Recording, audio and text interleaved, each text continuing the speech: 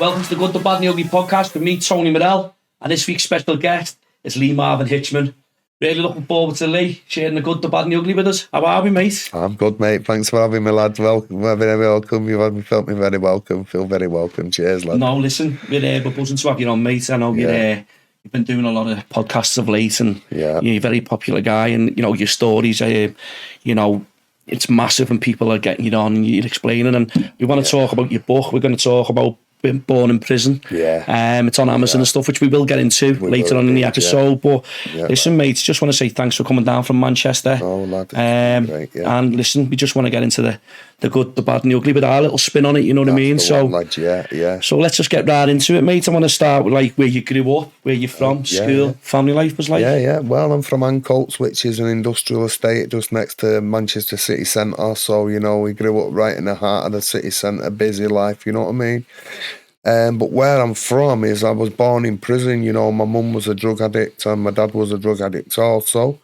So they was both in custody when my mum was pregnant. And what it was is my mum had me and she was torn whether to keep me or not, because my dad, in hindsight, I can tell why she did it, because my dad was still a bit of active and stuff, you know what I mean? So she was being told if you give the baby up, the baby will be given to 2 doctors. So we're being an addict and being given that shot like the baby. I'm a drug addict with a little baby. He could go to 2 doctors if I give him up, you know what I mean? It would better be torn. Better life for you. Better life, innit? Yeah. So, you can imagine the turmoil, what she went through, But I say this all the time, the immaturity of the girl shines through, because I've got the girls with probation reports when she got out of prison, my mum's, and she asked the probation officer questions such as, when I give him away, will I be able to send him Christmas cards and Christmas presents and birthday presents? Yeah. So you can tell her immaturity. She was only a teenager. So that's what I was going to ask. How old was your mum when she was a teenager, lad, do you know what I mean? So it shines through that she was a teenager, doesn't it? Do you know what I mean? Yeah. So, we're asking them questions. It kind of hurts a little bit, Of course it does, yeah.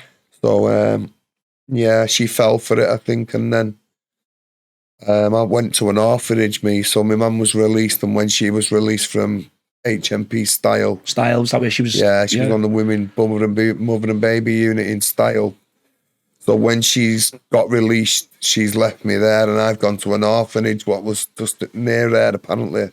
Near the prison. Round them areas. Round them areas, And I was seen by a Welsh woman, a Jamaican man, okay, and my Welsh mum, who adopted me, said, "I seen your big brown eyes, you know what I mean? You was beautiful looking and all that, So she says it was a very rough place. She said she went there one day to see me, and because they got there after 4 o'clock, they couldn't see me then, then they got told, now the kids are locked away after 4. So it must have been quite a tough place, you know what I mean? Yeah, it's 4 o'clock with the putting kids to bed and that at that time. And stuff. Feeding them and last 4 o'clock last feed and whatnot. So back then, a long time in it. But so I was in the orphanage. So like I say, my Jamaican dad and Welsh woman, they chose me, then picked me. What age was you? 9 months when I signed me off. 9 months. So a 9-month baby, you're pretty well-made and moulded, aren't you? Do you know what I mean? And you know what's going on in it about a 9-month-old. So what's weird is, even now, for some reason, I can remember the last time my mum held me in her arms, my birth mum. And for some reason, it's this energy what's in my brain somewhere deep in my psyche.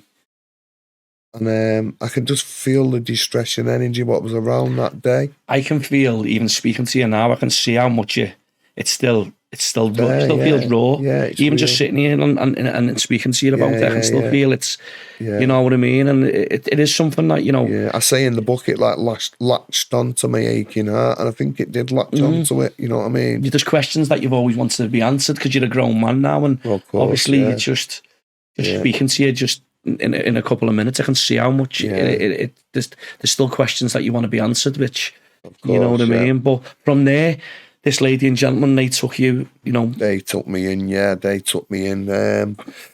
So I can't fault them for that, but unfortunately for me, my Jamaican dad was very strict. And very, very hard man he was, you know what I mean? He didn't have a good life himself. I mean, he was kicked out of his family home as a boy and had to go and live with his auntie because his mum's new boyfriend didn't like him. So he couldn't live in the house. Yeah. So he wasn't wanted, you know what I mean? So he was a bit of a hard man growing up. So do you think that was, and then he started putting that onto you from whatever? He did, yeah. He was very, when he came, because he was Jamaican, so when he came to England as a young adult, he'd already left a couple of girls in Jamaica. So he adopted us and he couldn't provide for them girls in Jamaica. And apparently that's the worst thing you can do is leave kids in Jamaica to fend for themselves. Yeah.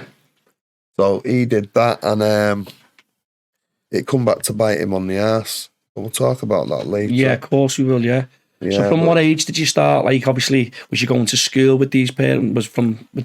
Well, yeah, I went. Parents? Yeah. So I was raised on Ancoats Estate then off this Jamaican man and a Welsh woman, okay? And the Welsh woman used to give me a lot of love, but he was very cold.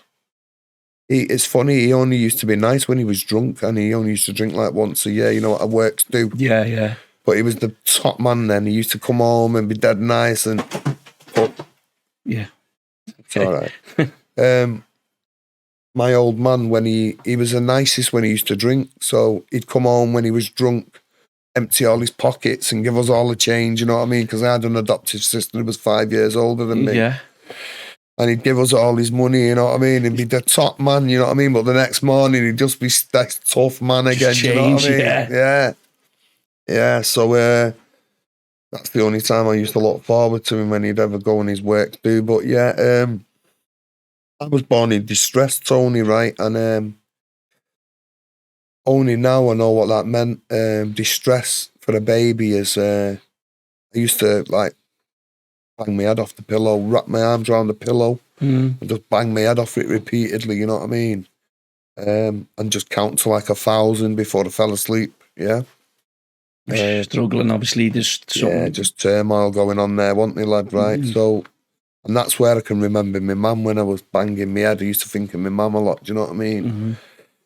So, yeah, that was tough. And then I'd had this reoccurring dream that I was wee in the bed. I mean, that was mopping the floor with my mum. I'd had this dream. Yeah. Because we had this yellow linoleum in the kitchen and I'd have this dream that I'm helping my mum mop the kitchen. But I was wee in the bed. Unbeknown to me, I was pissing the bed.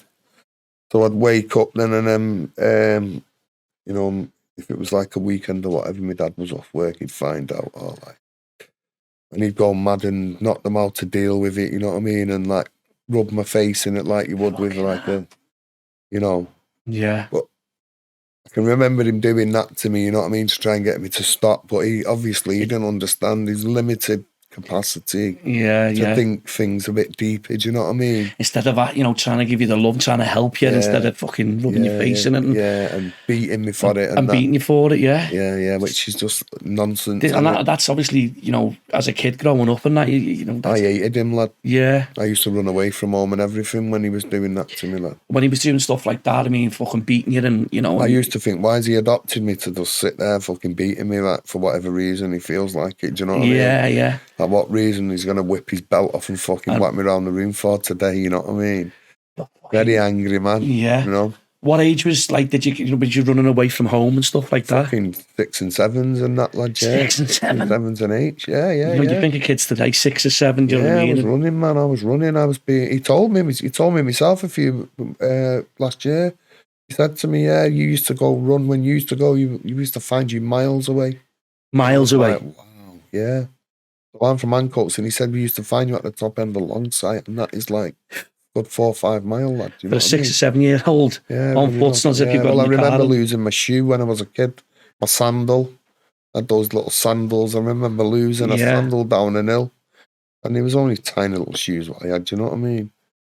And but I remember the police car bringing me back sitting in the back with a helmet on and that. You know what I mean? Yeah.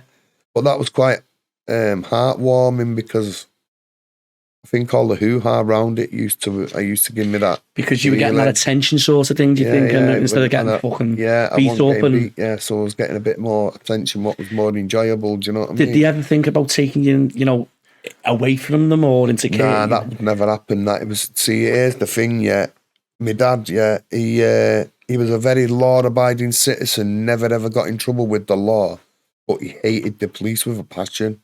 And now I know why. Because he told me one day. He said to me, he said, "It wasn't just you. I used to beat. I used to beat someone else as well. And this someone else was like my cousins in inverted commas." My mum's friends' kids. He used to beat one of the girls, and he said he beat her that bad. Social services got involved and told him to stop it.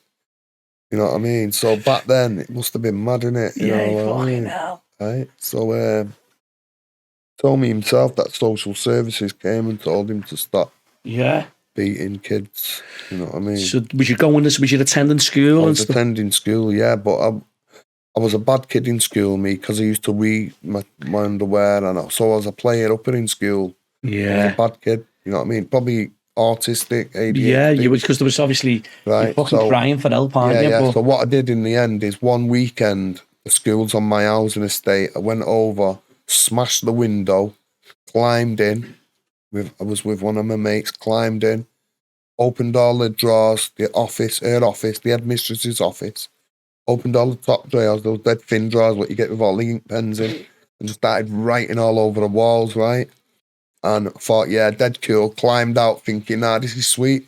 Little did I know it had a silent alarm on it, lad. Oh, yeah. So the police just smoked up and just nicked me straight away, you know what I mean? And took me back to the house, fucking give me a bollocking. Obviously, I was under 10. Yeah. It was my primary school, innit? You know what I mean? So I got nicked for like burgling my primary school. So you had that thing with the police from an early age then. You were not on the police's radar, but you... Yeah. I robbed that primary school, and then there was another one over in Hardwick what I broke into as well, but I never got caught for that one. I used to break into that regular.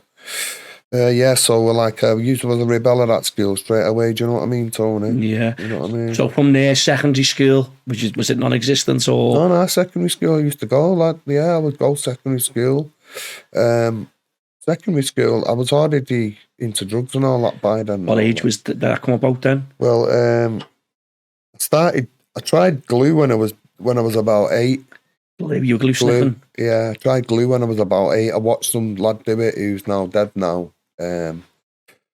He died he died a couple of years ago. He was doing a burglary and he got caught the glass on his artery and his leg and bled out. Bled to death. Yeah, bled to death, yeah. So I'll never forget it. I seen him asleep in an empty house on the estate. And I pushed the door over. I'd gone up the stairs, and the bedroom door was pushed to the wall. It was ripped off and pushed to the wall. Yeah. And I pushed it over, and he was asleep behind it, like loading blankets and that. And he jumped away. "What are you doing?" And he shit and ran off. But I seen all these bags on the floor and loads of red cans, and I thought, "What the fuck's he up to in there?" And I'm thinking about it, when I ran to my bedroom, smell it. I think, yeah, the got smell away it, off it, yeah. So when I went there the next day, there was all the empty bags and glue and all that, and I started messing with them all and breathing in them, you know what I mean? I think I'd seen it on like Grange Hill or something, glue sniffing or something like that, yeah. So I just copied it, you know what I mean? And it sent me to another fucking sent me to a place where I felt like I could reach my mum, right? So especially with the gas as well, because it's an hallucinogen, isn't it? Nice. So I'm hallucinating, thinking, wow, I'm close to my mum here, and you're getting a feeling that you've never felt before, and yeah, that's it, man. You just fucking different feeling to the sad world I was living in, you know. But at that age, though, man, you fucking what? You're 8. 8 and 9. 8 and 9. You think to yourself, it's fucking crazy, but then. You just said on adventures, just mooching out. I remember being a kid myself, mooching about and you're climbing in fucking derelict buildings and all that, fucking climbing on school roofs, everything. Motorway, but you're just being crazy kid, no fucking cares in the world. But from there, from the glue sniffing and the gas, you get old as you got older, or was it? At that age? Older, you just progress on to more and more things. Don't you do Tipp-Ex thinnering in school, and you're doing Tipp-Ex and all that, and then you're finding the solvents out, you know what I mean? And for me, Solvents was like they're just the most beautifulest place it could be, because I used to get this reoccurring nursery rhyme, like a song. And I think it was one of those music box songs, you know, when you open a music box and you play those songs. I think I used to get that reoccurring in my head all the time. So that used to make me want to chase my mum, you know what I mean?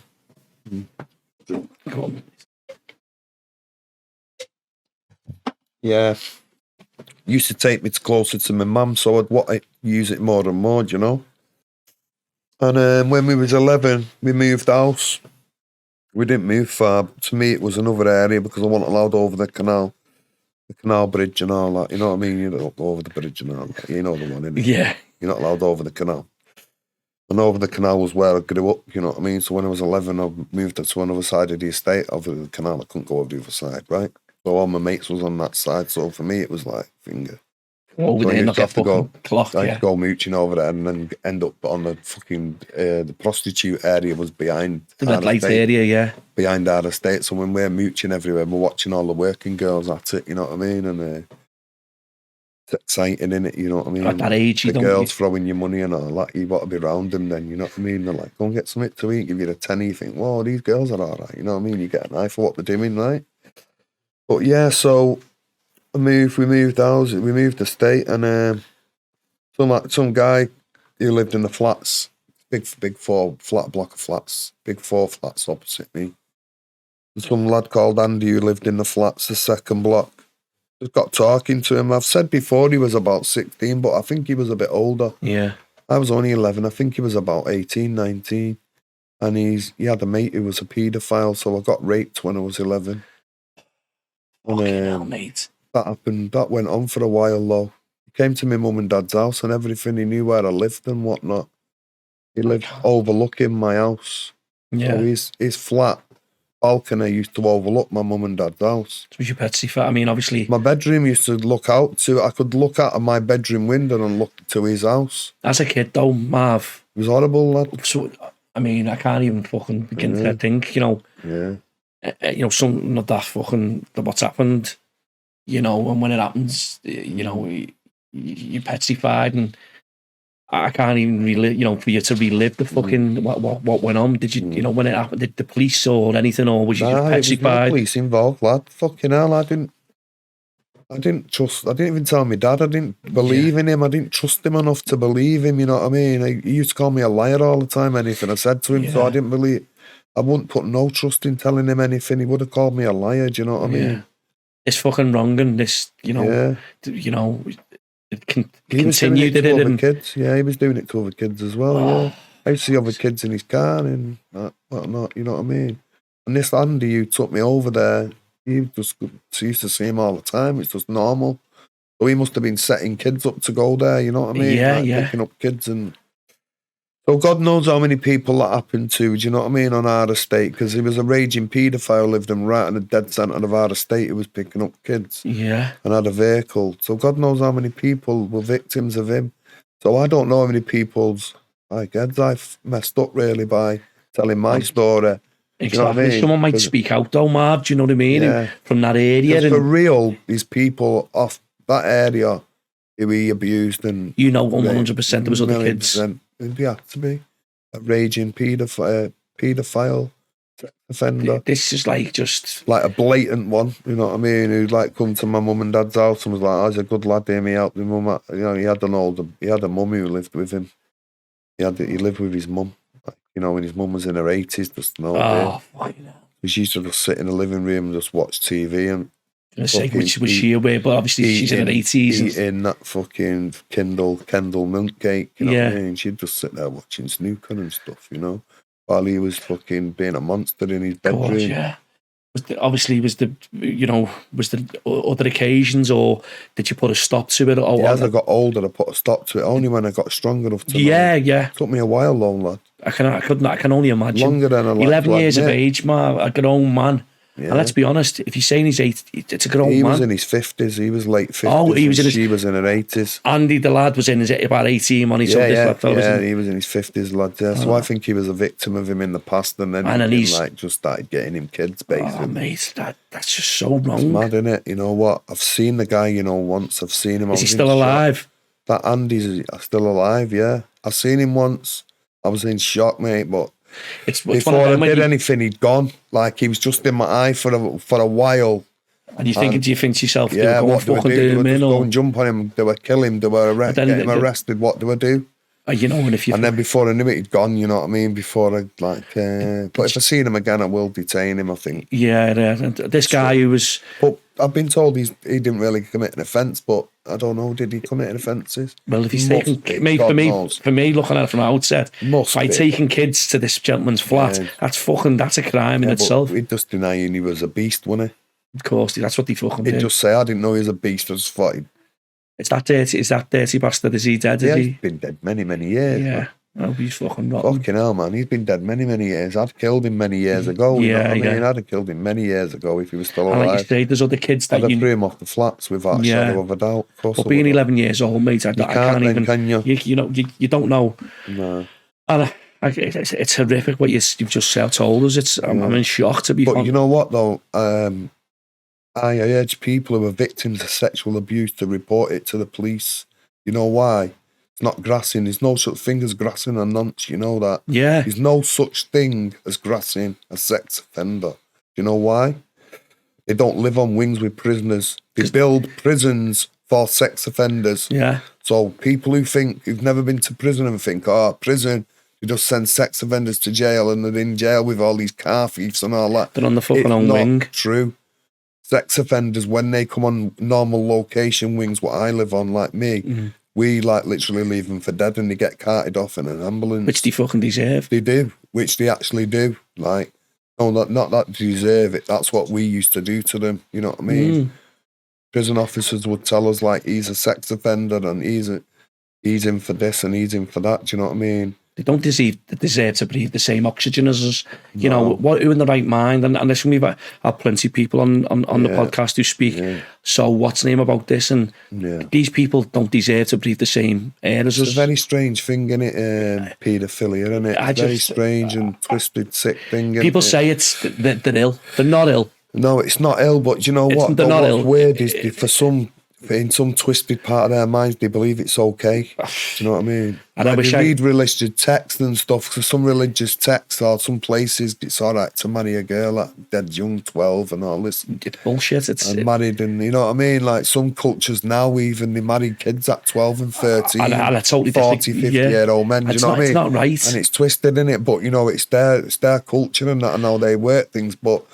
So some people will see that and think, right, I've got a right to do that to a Western woman or whatever. Do you know what I mean? And it's not right. But when they go to jail, Marv, and they put them on them wings away from everybody, because they do get fucking protected. Oh, they do, yeah. And then they all mingle and they all do what they fucking do. They all share the most disgusting and I couldn't even imagine. They should just fucking set ablaze. No, but listen, what they do is they share the depositions. So if you go not guilty for an offence, you get given, when you're due for your trial, every bit of paperwork that your defence solicitor has got. You get copy page for page of every single piece, every photograph, every description, every story. So some of them read them depositions and get off. You can imagine this share them. Yeah, you just imagine it, can't you? If they get the same paperwork as the defence, they've got 500 pages of just pure porn. Well, but the disgusting stuff that's gone on, and to them, pure porn, yeah, that's what they saw. They're allowed to have that on him because they're allowed to go through it and find the defence and all that, and they're allowed to have that in the possession. It just makes and they're allowed to pass it to the friends to say, "Can you go through that and find anything in it? What I can't read proper." Blah, blah, blah, blah. So before you know to them, it's a fucking what's name, isn't it? Fucking 500 pages of porn in it. So we're going obviously. Being in jail, obviously you were born in jail, and then obviously you've served. I went back to jail, and it was like nothing else I'd ever experienced in my life. The first time when you gone to jail. Yeah, I went to jail and I walked in a cell, and the only thing what was in the cell was a bed frame and a piss bucket. because it was slop out back then. You know, it was Hindley slop out, you know what I mean? Yeah. You had to piss and poo in a bucket, you know what I mean? If you wanted to poo, you needed to poo in a bucket. And you got a cellmate sat next to you, and there's nothing to, like, cover it up or any decency, you know what I mean? You're just pooing in a bucket, right? So what you had to do is you had to poo in paper and slide it out the windows. Yeah. So there's these little squares on the windows, and, like, the window seals was broke. The windows were smashed, so the wind had come in. And the smell had come in, you know what I mean? You couldn't stop the smell. And over months and years of all the wee and the spit and the poo catching onto the windows, it was literally like an old community of insects on the windows in the summer. It was like crazy. You can imagine it, flies coming off it, millipedes and all that. You know, I used to watch them. I used to just sit down in my chair, killing time, just watching these and just, you know. Yeah. Messing with them with a bleeding butter knife, you know, just guiding them around the cell window, you know, just bored out of your head, you know what I mean? And so it was like nothing that I'd ever imagined, you know what I mean? He was like being treated like an animal, you know, when you had to slop out with your conditions were fucking horrific.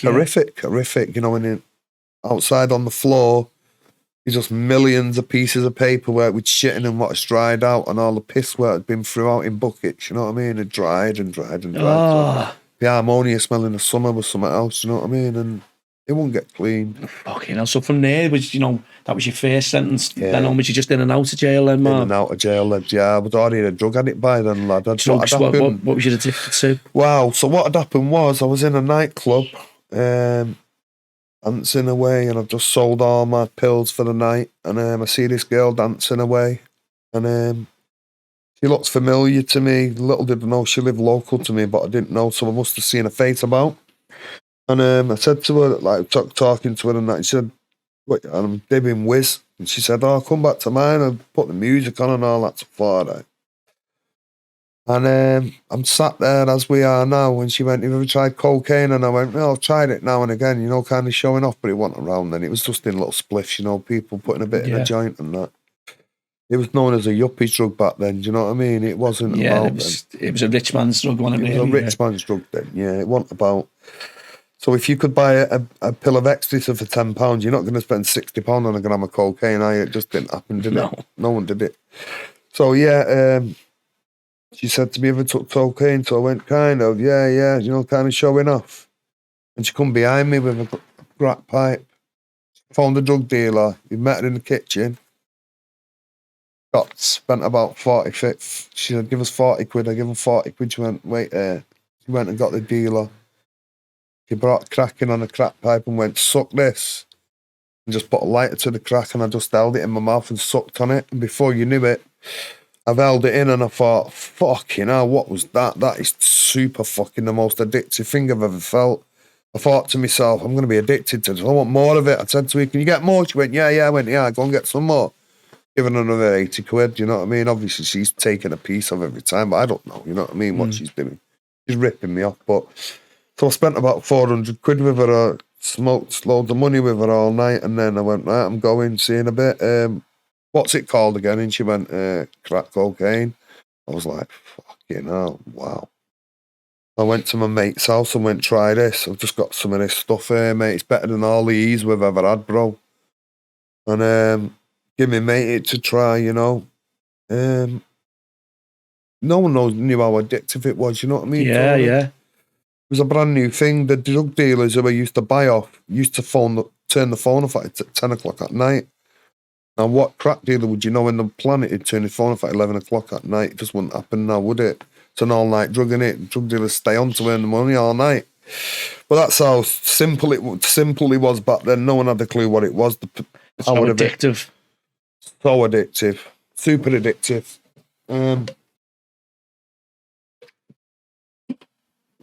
So, people who've had tried like that cocaine, it's like the best cocaine you've had, but times by 100, because it's vapor in it. It's been vaporized, so it's just like a vapor going to your brain.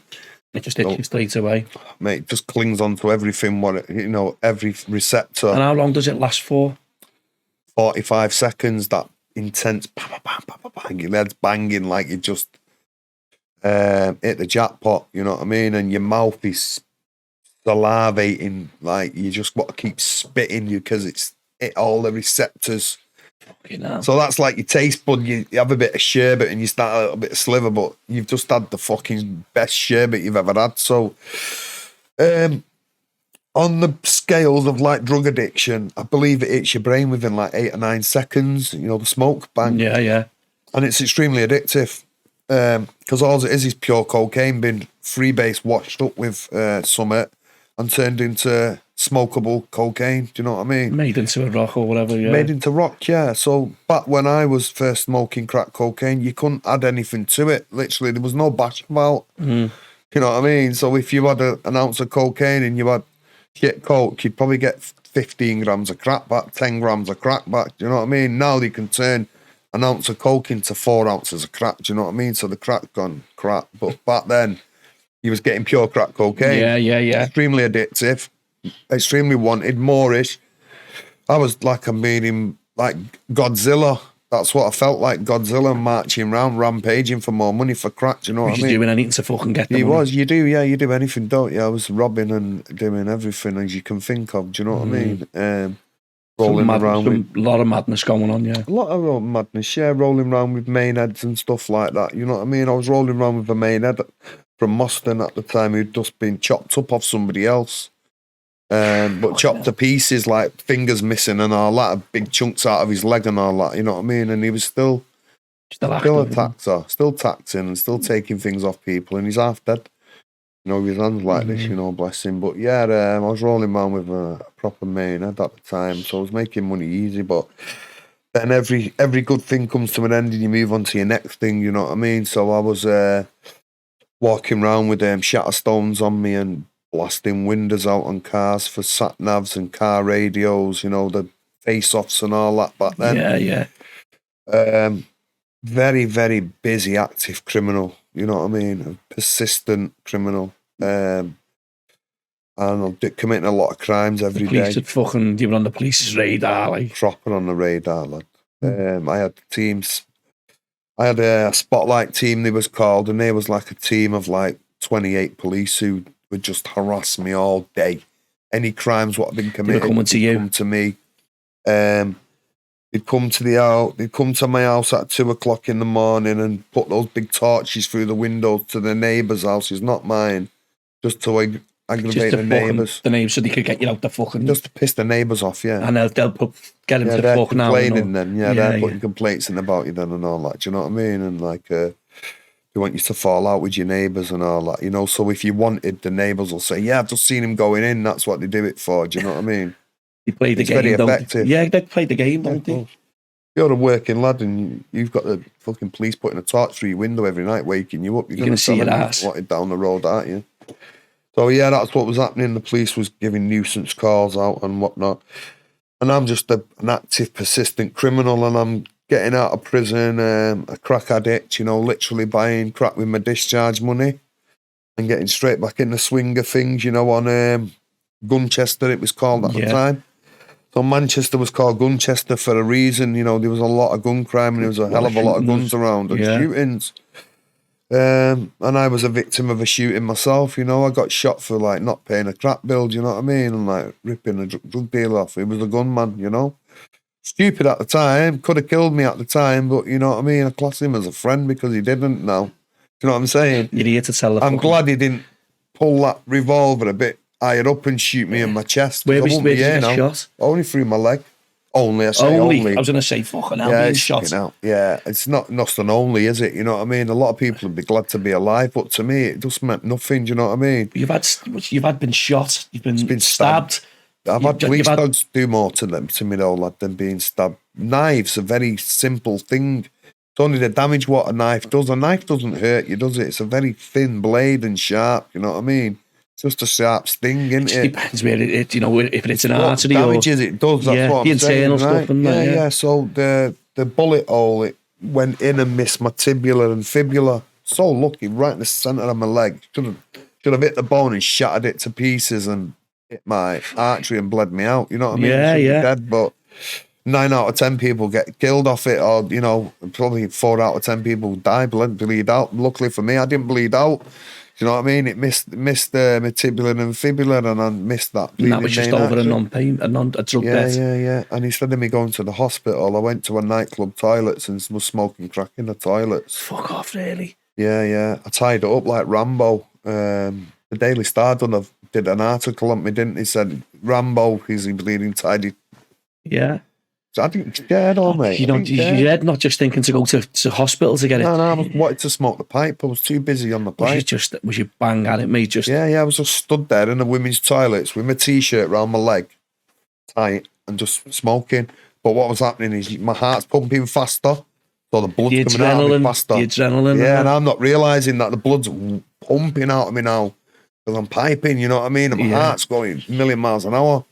And I'm pissing blood all over the women's toilets. And what brought me to my senses was some woman walked in and started screaming because I'm coming in and out the toilet, that cubicle, you know what I mean, messing around. So there's blood fingerprints everywhere and there's blood all over the floor. Because you know, toilets go on a tiny slant, don't you? Yeah. All toilets are made on a slant to the drains, you know what I mean? Yeah. So you piss and it goes down slowly. So all the blood was slowly going to the drains. So there was blood everywhere, do you know what I mean? And I'd just been pissing about, smoking. So I, one of the bouncers who I knew who'd let me in, I said to him, he told him that I'd been shot. So he came in the toilets like, fucking hell, man, look at this. Oh my God. You need to go to A&E, man. You madman. And I'm like, fucking hell, bro. I'm skint now, man. Let me make some money. He's like, nah, man, you're not staying in this club tonight. You've got to go A&E. And I said, give me 20 quid then for when I come out of the hospital and I'll go. And that was the condition. I went to A&E that the bouncer would give me £20. And he gave you it, obviously. Yeah, he gave me 20 quid and dropped me off at A&E. Lad black bagged his car out and dropped me off, bless him, yeah. So I went to A&E and got... From there on, no, Marv, did you not think to yourself, what's going on here? My life needs to fucking hell, I was saying that to myself every day, lad, but what was the stop button? I had no stop button. I had no one telling me to stop. I had no reason to stop. I was loving it. You know what I mean? I was loving the crack high, you know. All the drug, the addiction. The drug was masking all my everything about my mum and my adoption and my dad beating me and everything else. It was masking. It was just blanking it all out, was it? Yeah, man. It was just taking all that fucking hurt and everything away from you. Yeah, it was better saved for another day, wasn't it? Yeah. So from there, did you know what brought you to you, or was it jail again? Was you back? More jail. How much jail have you done overall? I've done half my life. I've done half of 20 years in jail. Easy, half of it. You've done 20 years. Done 10 years. Half of 20 I've done. Yeah, right. I've done as much time out as I was away when I was on crack, and I was addicted to crack from 17 to 37. Yeah. So for them 20 years, mate, I was in as much jail as I was out free. Do you know what I mean? And while you was in jail, was you still getting crack in jail? I was a hitman in jail, so I was getting anything what was coming on the parcel. Someone you know what I mean? put stuff onto you to go and do this for, and you fucking go and sort it out. Yeah, I was doing hits for Scout Firm, I was doing hits for different various firms and anyone who fucking wanted different firms. Yeah, man. I was a hitman, mate. And just not give a fuck. Didn't care less who you was, what colour you was. I used to say big, small, black or white, mate. I don't give a fuck who you are. As long as you got what you were wanting. Yeah, man. As long as the wages was good, it was on. You know what I mean? The wages was there, it was on, yeah. And I'd always get paid good enough wages, you know what I mean? Yeah. So I can't say between me and you. Yeah. You know. You don't need to exactly. I was doing hits for other people in other jails. Mm-hmm. There was hits coming in from other jails on people in my jail, and I was having to do hits. That's all you got to, you know what I mean? You don't need to try to say who. Yeah, that's it. Yeah, I'm just saying. Yeah, I was doing. Yeah, I was a busy boy. I was a very, very busy boy. You know what I mean? And everyone used to think I was a lunatic because I'd bat flick off the freeze onto the netting and all that. Do you know what I mean? And I would get myself GOAD'd, and I'd be the one to get the parcel off the roof, or you know what I mean, get the one to climb up and all that. I'd be getting the boys to climb over the fences to get the parcels and stuff like that. Do you know what I mean? Yeah. And I was a very good weapons maker as well. You know, I could make an excellent shiv, like real fast. So you get big plastic toilet brushes in prison to clean your toilet, and I used to melt them I'd know a way to, I'd make a taper out of toilet roll and I'd burn it a certain way. And I'd burn it, I'd be pulling it, and I'd make a spike. Or I could make like a shiv very quickly, you know what I mean? And in jail, it was fucking big. People buy them off me. People were buying them off you, that's what I was going to say. Yeah, people buy shivs off me, even knives and stuff. But then when the parcels was coming over the walls, there was knives coming over, hunting knives, you know, for chopping the hash. So you're selling weed. If you've got 2 kilo of hash, you know, you've got to, let me tell you, mate, it's hard to break weed up, especially when you're in jail. You haven't got a microwave and all that, like you've got to burn it with tapers and all that, so you need a big strong knife, do you know what I mean? And you were getting, they were coming in as well, Hunting knives was coming over, It's fucking madness what you can get into jail. Digital scales was coming as well, lad, digital scale, so they could weigh the fucking £200 pieces of weed out, A quarter of weed was 200 quid. A quarter of weed?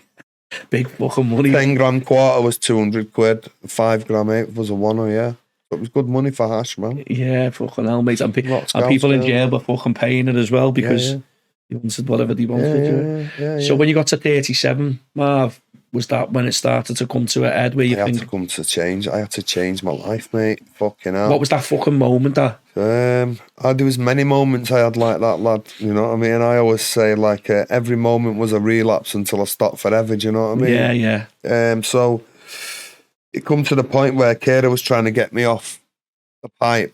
And I'd go to a Narcotics Anonymous meeting and I'd have crack on me and I'd nip to the toilets and have a few pipes.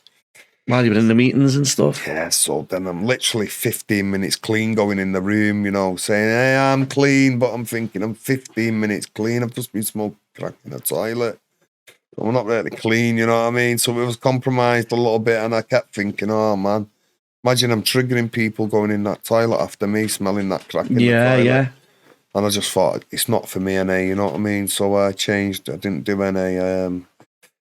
with the help of my beautiful partner, Kira, we both like banged our head together and I had to stop it, do you know what I mean? But it was a rocky road, lad, because I didn't just take crack, you know what I mean? After the crack, I went on to legal highs and that, you know what I mean? And the balloons as well, and nitrous oxide. And she was just, for something else, you were just swapping something else for something else, really. And the spice as well, when the spice was legal, I was bringing all the spice to Manchester, lad. I had a fella who was making it in his shop. White Rasta guy with dreadlocks to the floor, white guy. He was making it in his shop, spice. And he was giving me packets of it to test and saying, Marv, tell me what that spice is like. I've just changed this in it and I've just changed that in it and it's slightly different from the last one. And then on the weekend, this fella had come in a Porsche and saying, Marv, fill my car up with these boxes. And literally, Tony, lad, he'd give me a box with 3,000 packets of spice in and say, Marv, put that in my car. It's just like giving a crackhead 3,000 rocks in it. I used to think, my God, lad, I'm going to run with this. And the only reason I didn't is because the boy seen me one day, he seen it in my face, and he went, Marv, don't do it, mate. Don't do it, man, because I like you, mate. I don't want you to see you. I don't want to keep seeing you. I don't want you to get fed to a pig farm, you know what I mean? And that advice, though, Marv, he's fucking... He gave me invaluable advice. He meant every word of it, because these fellas was main big thing. And for doing that, taking 3,000 packets of spice, it would have been a big inconvenience, wouldn't it? Because as they said to me, it's not the packets, what the packets was costing them more than the stuff inside it. The packaging and stuff like that was costing... The packaging was costing more than the stuff they was putting in it. So he'd give me a big 5 gram sack and say, but if I tried to get it in plastic, he'd say, I've got to charge you for it because of the plastic. The packaging and stuff. Yeah. So the packaging was costing more than what was in it. Fucking madness. Madness, lad. And I was smoking that all day, every day. And just...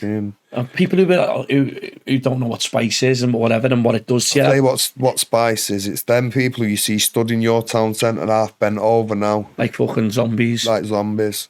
Yeah, because everyone in the homeless who smoke it. It's so cheap. It's so cheap and cheerful and it just takes you out of reality. All your sense of reality is gone. You know what I mean? You're on another planet. You feel like the Terminator. All your arms are tingling. Your body tingles. So it's cooking something inside you. So to this day, I have these mad anxiety attacks to this day. Off the spice. You know what I mean? I used to wake up at 5 a.m, just like soaking wet, like I'd just been out of the bucket of water. Sweat pumping out of you. You know what I mean? Like out my eyebrows and in between my toes and everything. I'd feel the sweat coming. And I'd be spinning on the bed round and round like that, like. Fucking hell. Till about 11 o'clock in the morning. But smoking another joint of spice to ease the fucking stress. So people smoke it, and that's what they do. About the cake, man. Yeah. Crazy. Fucking hell. So obviously Kira's played a massive part in what you should do. She's always been a straight, clear-headed one, do you know what I mean? She's the clear-headed one. And you need that, don't you? You know what I mean? Everyone needs... Behind every great man is an even greater woman, right? Of course it is, yeah. Yeah. And even if it's your mum, that's still a great woman who you've got, you know that, and it doesn't have to be your bird, that great woman. Yeah. Behind every great woman is a great man. That doesn't say behind every great fucking man there's a man. Any woman. Yeah. Any woman you've got will help you through it, lad. Do you know what I mean? Yeah, of course. Because they're more sensible than men, even though we like to think we wear the trousers, it's them who wears them, really. Do you know what I mean? You put us in our fucking place, They've got a good few pairs, don't put it, you know what I mean? Yeah. So, you know, and I think they're a bit more sensible than us men, do you know more what I mean? mature, I think. Women are a lot more mature than us men. Like, I don't like to... Yeah, so they see more of the bigger picture than we do. So I remember saying to Kira, I don't want to get off the crack, I love it too much. I love it, you know what I mean? And she'd say, you'll get off it, you know, you'll see the bigger picture. And I wouldn't see it, and she did. Yeah. She's seen it, you know? That's it. Well, what I want to touch on your book, Born in Prison. Yeah. Obviously, what we've spoke about, and obviously in the book, there's a lot more in depth. There's a lot more in depth, yeah. There's a lot of stuff we don't speak about. Where can we get this book? It's available on Amazon, lad, but it's also on Audible as well, so you can listen to it as well, do you know what I mean? Yeah. I mean, a great fella called Kent speaks it for me for 6 hours and 54 minutes. You know what I mean? Yeah. So it's long, yeah, and it's got some great advice in there as well for, I'd say, people who've got like family of addicts. Anyone who knows an addict, get them that book and give them that a read, man, because you'll be absolutely minds blown by it. And even people that can't read, you can get it on audio. Listen to it, yeah. You can get it on audio. I'm buzzing. We're going to have it. What's the name of that? Like, do you know what I mean? Definitely. Yeah, mate, defo, lad, so it's on Amazon. It's on Amazon, yeah. Yeah, Sam, we'll put that in the description on at the bottom. One, lad, well, it's doing really well, and the reviews are like over 80%. I've got 5 stars on it, and that's... How long's the book been out as well? How long? It's only been out a few months now, 4 or 5 months. Fucking good on, that's great. It's good. It's only a few months, lad. Looking at it now, don't Marv, if you think about the shit that you've done in life, did you ever think, I'm gonna write a book about my life? I've seen it in my mind's eye for many, many years ago. I thought, you know what, my story's not just going to die with me, mate, because I'll tell you something, what I end on. I always said to myself, even though I was born in jail, I was never going to die in jail. Very important to me, I didn't die in jail, lad. Still time, Some of the experiences you've had, though, you've been very lucky, haven't you? You know what I mean? Still time, you know what I mean? But no, I don't commit crime now, so there's no reason I'm going to go to jail now. Do you know what I mean, Tony? So, yeah, I won't die in jail, you know what I mean? Well, that's a good... And I think with what you've experienced, I mean, and this is just my opinion, going in and speaking to the youth of today, is that something that you'd be interested in doing? Yeah, and for sure, yeah. You know, and giving your life experiences to people, kids in schools... colleges. Yeah, but what I say, mate, is it doesn't just need to be me who does it. There's thousands of victims out there of sexual abuse and victims of like addiction crime and anything, mate. You know, every one of them have got that in them. I always say everyone's got a book within them. Do you know what I mean? Yeah. And everyone has. You know what I mean? It's just getting it out there and getting your book out there, your tale to tell. Do you know what I mean? Yeah. Don't sit there with your tail between your legs. Just go and tell your story, do you know what I mean? Yeah, find that people benefit off it. Some people, Some like people will benefit off it. So what I say is, me as a victim, because I'm a victim of a paedophile, victim of sexual abuse. I always say, don't you keep it in. If you let it out, because it's not you to keep the secret, it's the person who committed them fucking horrific. Yeah, it's them. Yeah, who should be the ones who punish, not you. You shouldn't have to sit there with a secret burning you up. Do you know what I mean? And living with that torment, yeah. So I always say, I believe that the people who are victims should tell it to somebody else. Don't sit in silence. Tell it, get it out there.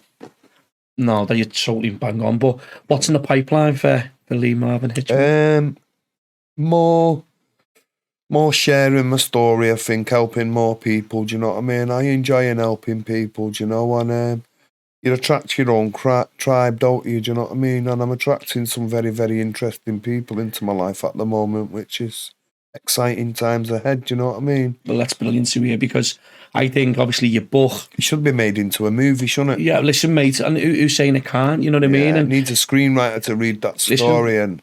Someone will come across, hopefully, you know, just scrolls past and they listen to it or they watch it or whatever. That's it. And your story... Well, it only takes someone to watch the Lad Bible or the Sean Atwood or the James English or the Billy Moore, and you know what I mean? But this is it, you've been on so many. Yeah. And I just think, you know, your story, we wanted to obviously get you on. I know you've done many, like you just named, but we wanted to have our own little spin on it. Lad, I like your podcast, lads. You've done a great job. I appreciate that, mate. The ugly, mate. It's doing well, lad. Thank you very much. Keep it up, man. And just appreciate you coming on and sharing. You're very welcome. The good, the bad, and the ugly. Yeah. Thanks very much, One of the best sets I've seen so far, mate. It's right. Thanks very much. It's right, lad. Have a nice day. Thank you very much, lad. Thank you very much. Cheers, mate.